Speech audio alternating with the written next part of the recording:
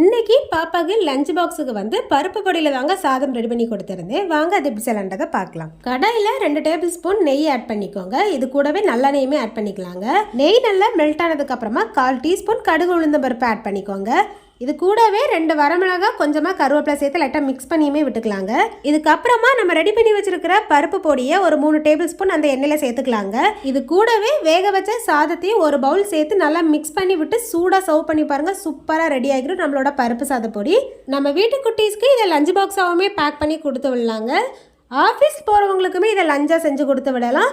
1 வயசு மேலே உள்ள குழந்தைங்களுக்கு வேக வச்ச சாதத்தில் பருப்பு பொடி சேர்த்து கொஞ்சமாக நெய் அல்லது நல்லெண்ணெய் சேர்த்து மிக்ஸ் பண்ணியுமே கொடுக்கலாங்க.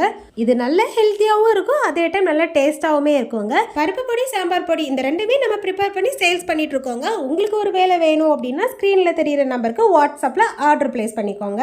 இன்ஸ்டாகிராமில் ஸ்பைசி ஆர்கானிக் என்ற ஐடியில் போயுமே ஆர்டர் பிளேஸ் பண்ணிக்கலாங்க. உங்களுக்கு பருப்பு பொடி பிடிக்கும் அப்படின்னா இந்த வீடியோக்கு ஒரு லைக் போட்டுக்கோங்க. நம்ம சேனலுக்கு சப்போர்ட் பண்ணி சப்ஸ்கிரைப் பண்ணி வச்சுக்கோங்க. நாளைக்கு வேறொரு இன்ட்ரெஸ்டிங்கான ரெசிபி வீடியோவில் சந்திக்கலாம். பாய்.